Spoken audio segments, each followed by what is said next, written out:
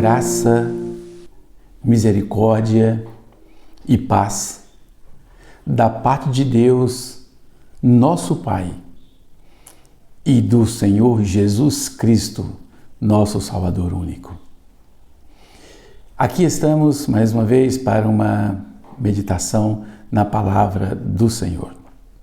Eu sou o professor capelão Elino Gomes para essa meditação com vocês aqui mais uma vez. E a meditação de hoje encontra-se no 2 Pedro, o capítulo o 3 e o versículo o 18. Assim diz a palavra do Senhor. Antes, crescei na graça e conhecimento do nosso Senhor e Salvador Jesus Cristo. A Ele seja dada a glória, assim agora como no dia da eternidade. Amém. Crescendo na graça e no conhecimento do Senhor nosso Deus. Essa orientação aqui são para os cristãos, são para aqueles que creem que Jesus Cristo é o Senhor. É para você que diz, sou um cristão. Então, portanto, nós precisamos crescer na graça e no conhecimento do nosso Deus. Mas como é feito esse crescimento? Assim como o nosso corpo necessita de alimentos, de procedimentos para um crescimento saudável, assim também é o crescimento na graça e no conhecimento do nosso Deus. Assim como a criancinha necessita ali do leite materno e depois começa a introduzir as primeiras alimentações sólidas, depois uma boa alimentação, uma boa, ou seja, ali uma boa prática de exercícios, bom tempo de sono e outras coisas mais para um bom crescimento, assim também é no conhecimento e na graça do nosso Deus. E o apóstolo Pedro escreve aqui que antes crescei na graça e no conhecimento do nosso Senhor e Salvador, Jesus Cristo. Primeiro ponto, para que nós possamos crescer nessa graça e no conhecimento, nós precisamos ouvir, Ouçamos Deus falar conosco, ou seja, de maneira constante, E Ele tem nos dado 24 horas. Deus tem dado a você e a mim 24 horas. E a pergunta é, quanto tempo nós temos reservado para ouvir Deus falar conosco através da leitura da palavra, da meditação da palavra e colocando essa palavra em prática? Esse é o primeiro ponto. Ouçamos Deus falar conosco. A palavra de Deus nos revela que a fé, ela vem pelo ouvir, e ouvir a palavra de Deus. E um segundo ponto é que nós possamos ter mais intimidade com o nosso Deus. Ter intimidade com o Senhor. Eu gosto sempre de perguntar às pessoas da seguinte maneira, como está o seu relacionamento com Deus? Como está a sua intimidade com Deus? Porque é aí que nós vamos crescer. Quando temos essa intimidade com Deus. E como ter essa intimidade? Novamente voltamos para a palavra do Senhor. O salmista, lá no Salmo 1, ele canta da seguinte maneira, bem-aventurado o varão que não anda segundo a conselho dos ímpios. Mas antes, ele tem um prazer na lei do Senhor e na sua lei ele medita de dia e de noite.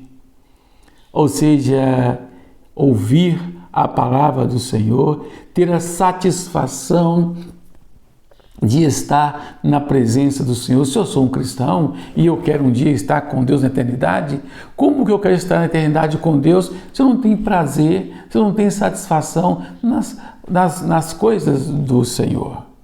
Então, portanto, bem-aventurado, mais do que feliz, é aquele ser humano que dá ouvido às orientações de Deus e que não anda de acordo com a orientação de pessoas que não têm nenhuma intimidade com Deus, que são chamados de ímpias. Os ímpios são aqueles que não têm intimidade com o Senhor, não têm intimidade com a palavra, não crê na palavra. Esse é um ímpio.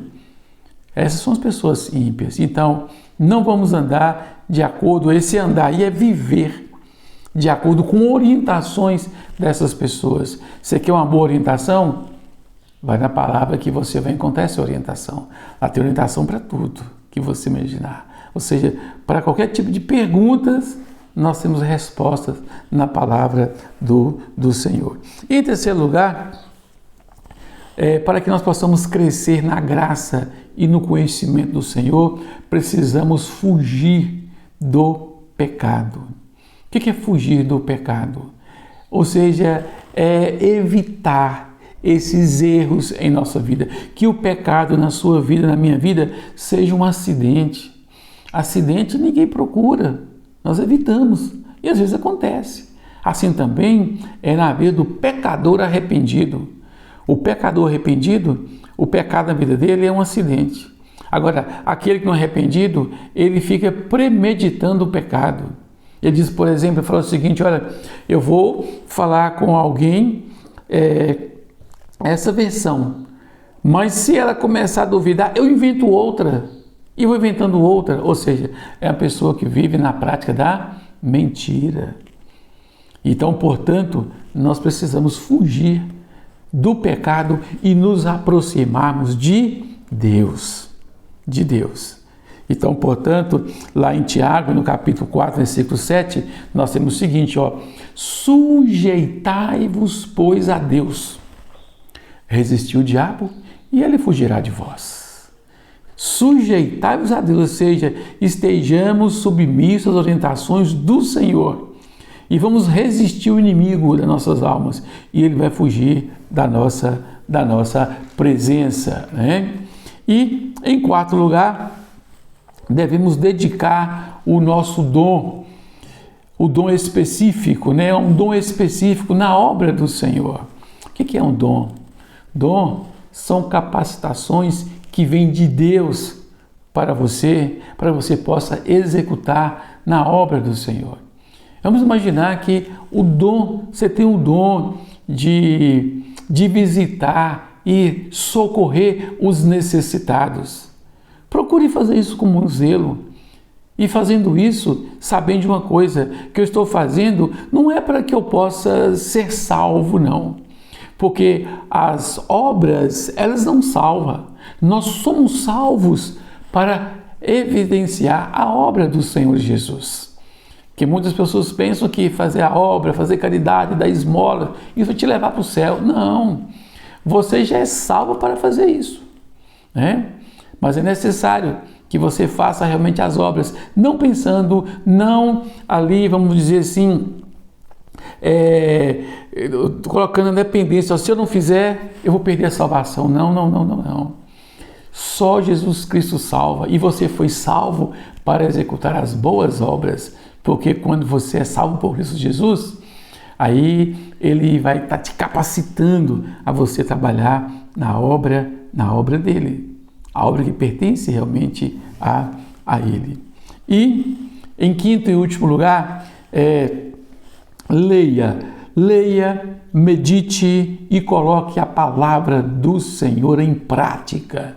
E isso você vai estar crescendo, aumentando a sua intimidade com Deus. Você está crescendo na graça e no conhecimento do Senhor e vai ser um instrumento vivo nas mãos do Senhor para realizar a obra do Senhor. E lembrando, faça o seu melhor como se fosse para Deus. Lá em 1 Coríntios, no capítulo 10, na parte 31, o apóstolo Paulo escreve da seguinte maneira: quer comais, quer bebais, quer façais qualquer outra coisa, fazei tudo para a glória de Deus. Então, portanto, o que você faz na obra do Senhor não é para dar uma satisfação ao seu líder religioso, ou dar uma satisfação ao líder do seu ministério, ou do grupo que você está ali presente, não. Faça o seu melhor como se fosse para Deus, porque é Ele que é o patrão, é Ele que é o dono da obra, e é Ele que um dia eu e você vamos prestar contas para Ele. Então, portanto, cresçamos na graça e no conhecimento do nosso Deus, para que nós possamos, na eternidade, continuar glorificando e exaltando o Senhor, como que o apóstolo Pedro termina aqui o versículo, olha, a ele quem é o Senhor Todo-Poderoso, seja dada a glória, assim como no dia da eternidade. Amém. Que Deus nos abençoe e cresçamos na graça e no conhecimento do nosso Deus, para que nós possamos enfrentar esse mundo mau, esse mundo sistema que tem tentado assim destruir o ser humano de todas as maneiras, destruir a família, as amizades, os bons relacionamentos. E quando nós crescemos na graça, nós vamos ter realmente a capacidade que vem do Senhor para anular esses dados inflamados do inimigo. Vamos orar. Em nome de Jesus. Senhor, em nome de Jesus, esteja abençoando, Pai, essa pessoa que me vê e que me ouve. Conceda a ela, Pai, uma semana tremendamente abençoada e que ela possa estar crescendo na graça e no conhecimento do Senhor, para a glória do Pai, do Filho e do Espírito Santo. Amém e amém. Shalom, shalom. Ebenezer, até aqui o Senhor nos ajudou.